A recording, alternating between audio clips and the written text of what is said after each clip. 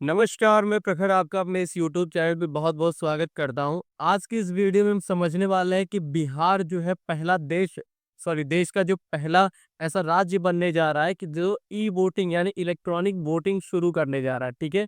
तो ये जो भारतीय चुनाव है यानी जो लोकतंत्र है, उसमें जो एक नया आयाम जुड़ने जा रहा है, तो ये बहुत ही इम्पोर्टेंट हो जाता है इसी वजह से कि जो है बिहार जो आपका जिसको हम लोग ऐसा समझते हैं कि लिटरेसी रेट जो वहाँ पे डाउन है या फिर जिसको हम लोग ये समझते हैं कि सबसे गरीब आप समझते हो या फिर वहाँ पे बिहार का नाम सुनते ही हमारे दिमाग में एक अलग से जो छवि बनने लगती है। तो फिर जो है वहाँ पे एक ऐसा जो है बन के तैयार हो गया कि पहला ऐसा राज्य बनने जा रहा हो कि उसमें क्या होगा कि इलेक्ट्रॉनिक वोटिंग यानी डिजिटल तरीके से आप वोटिंग घर बैठे मोबाइल से अपने कर सकते हैं, ठीक है? तो इस सेशन में आइए अब पूरा समझते हैं एक-एक चीज़, कैसे क्या चीज़ें होने वाली है, ठीक है? तो क्या होगा जो बिहार सरकार ने क्या शुरू किया है कि बिहार ने भारत की पहली मोबाइल आधारित ई-वोटिंग प्रणाली शुरुआत की है, ठीक है? मतलब कि मोबाइल की सहायता से ही आप अपने फ़ोन से जो है वोटिंग घर बैठे ही कर सकते हैं, ठीक है? तो ये आपका न्यूज़ है अभी। अब इसमें क्या होगा कि बिहार राज्य जो निर्वाचन आयोग है, ठीक है? जो स्टेट इलेक्शन कमीशन है जिसको बोला जाता है, उन्होंने क्या किया कि मोबाइल आधारित ई-वोटिंग प्रणाली की शुरुआत कर दी है, ठीक है? कि मोबाइल से जो बेस होगा उसमें एक ऐप होगा, उस ऐप के थ्रू आप वोटिंग कर सकते हैं।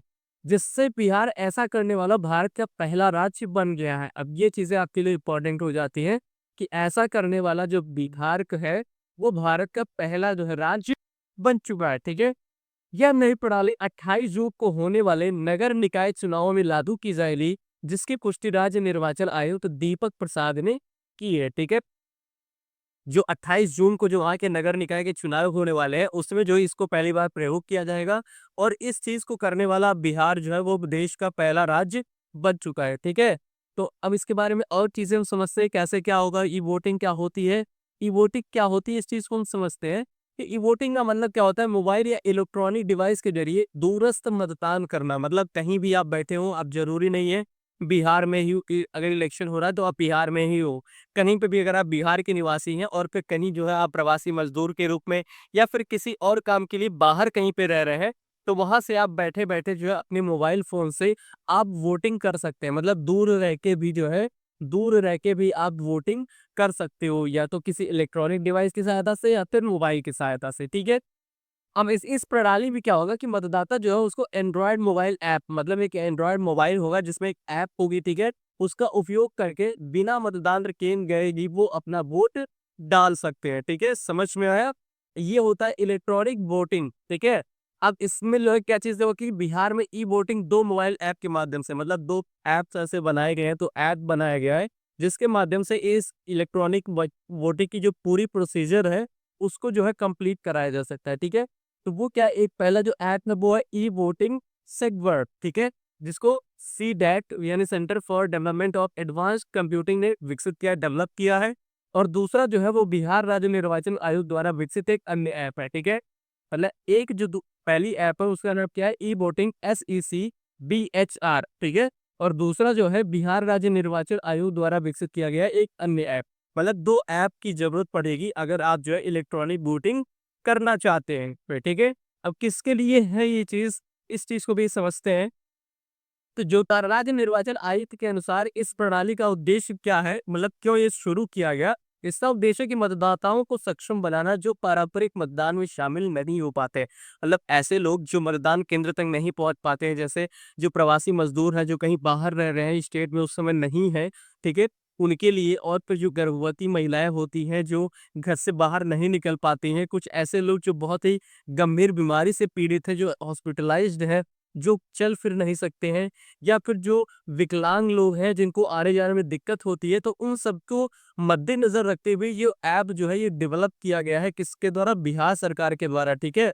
तो उसमें जो प्रवासी श्रमिक जो हैं, उसके बाद दिव्यांग मतदाता हैं, ठीक है? गर्भवती महिलाएँ हैं, जो वरिष्ठ नागरिक यानी जो बूढ़े-बुजुर्ग लोग हैं, जो चल फिर नहीं सकते हैं उतनी सही तरीके से, उनके लिए और फिर गंभीर रूप से बीमार लोग। इन सबको जो है ध्यान में रखते हुए कि इन सबका भी वोटिंग परसेंटेज जो है वो बढ़ाया जाए और जो ओवरऑल वोटिंग परसेंटेज है उसमें इंक्रीजमेंट किया जाए, तो इस चीज को लेके जो है बिहार सरकार ने ये कदम उठाया है, ठीक है?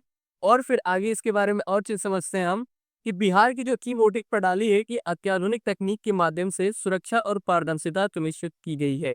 मतलब ये चीज़ें भी ज़रूरी है कि डिजिटल सुरक्षा में पारदर्शिता, मतलब ऐसा ना हो कि मोबाइल से अगर वोटिंग कर रही है तो उसकी क्या जो है ये ट्रांसपेरेंसी है कि मतलब आप जो वोटिंग कर रहे हो वो सही ही जा रही है। मतलब ऐसा तो नहीं आप वोट किसी और को करो, वोट कहीं और चला जाए। तो इसके बारे में भी जो उसमें जो सिक्योरिटी है और ट्रांसपेरेंसी है, इस चीज़ को भी ध्यान में रखा गया है, ठीक है? तो उसके लिए क्या किया गया, ब्लॉकचेन तकनीक किया गया, ठीक है? इसमें क्या होता है कि डेटा तो सुरक्षित और पारदर्शी प्रबंधन, मतलब कि जो डेटा है आपकी उसको सिक्योर रखा जाए और फिर जो कि ट्रांसपेरेंसी जो बनी रहे, मतलब जो अला ऐसा ना लगे कि मतलब जो रूलिंग पार्टी है उसने अगर ऐप डेवलप कर दिया है, ठीक है, तो सारा ऐप जो वोट हो, जो वोटिंग पड़ रही हो वो सब उसी के जो उसमें जाए। तो ट्रांसपेरेंसी की वहां पे जरूरी है, मतलब अपोजिशन का जो है वो उसको भी ये चीजें संतुष्ट होनी चाहिए, ये क्लियर होनी चाहिए कि मतलब वोटिंग जो है वो निष्पक्ष रूप से हो रही है, ठीक है। उसके साथ क्या लाइवेज डिटेक्शन, मतलब ये सुनिश्चित करता है कि मतदाता खुद उपस्थित हो। ऐसा ना हो कि आपको वोटिंग करना है, आपका फ़ोन लगे कोई और जो वोटिंग कर लिए जा रहा है, ठीक है? तो ऐसा भी नहीं, ये लाइवनेस डिटेक्शन होगा यहाँ पे। चेहरे की पहचान की जाएगी यानी फेस मैच कराया जाएगा और एक लाइव फेस स्कैन, खूब रिकॉर्डेड डेटा से चेहरा मिलना चाहिए। मतलब जैसे जो आपका आधार कार्ड होगा, जो आपका निर्वाचन कार्ड होगा, उसमें जो आपका चेहरा है, जो फेस है, फिर जब आपका लाइव डिटेक्शन होगा मतलब ऐप में जब आप अपना चेहरा दिखाओगे तो वो जो डेटा है वहाँ पे या जो फेस वहाँ पे रजिस्टर्ड है, उससे आपका फेस मैच करना चाहिए। तो डेटा सिक्योरिटी का भी इसमें पूरा ध्यान रखा गया है। और इसके साथ-साथ क्या ऑडिट ट्रेल शीट में से ही जैसे ईवीएम और वीवीपैट के माध्यम से वोट सत्यापन होता है। मतलब जैसे आप जब आप वोटिंग कर लोगे तो आपके मोबाइल पे भी मैसेज आ जाएगा या ईमेल के थ्रू मैसेज आएगा कि मतलब हाँ, आपने वोटिंग किया है और वोटिंग आपका सक्सेसफुल हो गया है। जैसे कि आपके ईवीएम में होता है, वीवीपैट में होता है। ईवीएम में आप जब क्या होता है जैसे प्रेस करते हो तो फिर उसके बाद फिर उसपे ग्रीन जो जल जाती है और फिर जो है सेलेक्ट हो जाती है कि हाँ, आपने इसको वोटिंग कर दिया, ठीक है?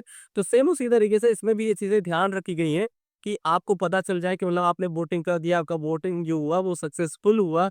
इस चीज़ को ध्यान में रखते हुए यहाँ पे ऑडिट ट्रेल वगैरह का जो इस समय व्यवस्था पूरी की गई है। आपको मैसेज के थ्रू या फिर मेल के थ्रू जो है, वो आपको पता चल जाएगा, ठीक है?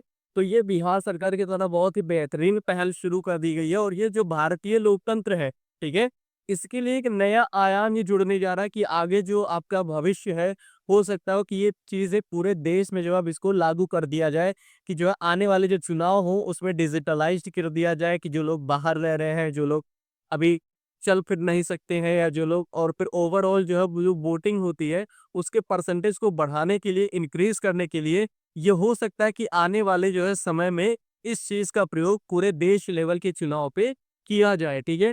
तो इसको जो एस्टोनिया जो देश है आप देख सकते हैं, एस्टोनिया यूरोप का एक ऐसा देश है जिसमें जो क्या है ये राष्ट्रपति यानी नेशनल लेवल पे जो है ई वोटिंग लागू कर दी गई है। मतलब जो है यूरोप का जो एकमात्र देश, ठीक है, मतलब अभी ऐसा और कहीं पे नहीं है, ठीक है? एस्टोनिया एकमात्र ऐसा देश है जिसमें सफलतापूर्वक जो है ई-वोटिंग को लागू कर दिया गया है पूरे नेशनल लेवल पे। अभी कहीं-कहीं पे क्या है केवल उसकी कुछ स्टेट में या कहीं जो है पर्टिकुलर जगह पे लागू की गई है। बट एस्टोनिया जो है वो वहाँ पे क्या किया गया है कि जो है नेशनल लेवल पे यानी पूरे नेशनल में, पूरे नेशन में ये चीज़ें ई-वोटिंग लागू कर दी गई। ई-वोटिंग का फुल फॉर्म क्या है? इलेक्ट्रॉनिक वोटिंग, ठीक है? तो एस्टोनिया जो आप देख सकते हो ये जो आपका बाल्टिक कंट्री है जिसमें आपका एस्टोनिया आता है, उसके बाद लाटविया आता है और फिर लिथुआनिया आता है, ठीक है? तो एस्टोनिया जो है आपका बाल्टिक कंट्री है तो इसके लिए बारे में भी आप ध्यान में रखिएगा। और बिहार जो है, बिहार के बारे में भी आपको ध्यान रखना है कि बिहार जो है, ठीक है? बिहार की कैपिटल क्या है? उसके बाद फिर बिहार की इस समय सीएम कौन है, ठीक है? बिहार के सीएम कौन है? ये चीज़ें आपको ध्यान में रखनी है। तो बिहार की कैपिटल और बिहार के सीएम कौन है? इनका आंसर आप लोग कमेंट बॉक्स में करिएगा। तो अगर आपको ये वीडियो पसंद आया हो, अगर आप चैनल पे नए हो तो आप चैनल को सब्सक्राइब कर लीजिए, वीडियो को लाइक कर दीजिए और अपने दोस्तों के साथ वीडियो शेयर कर दीजिए। मिलते हैं नेक्स्ट वीडियो में, तब तक के लिए थैंक यू, बाय बाय।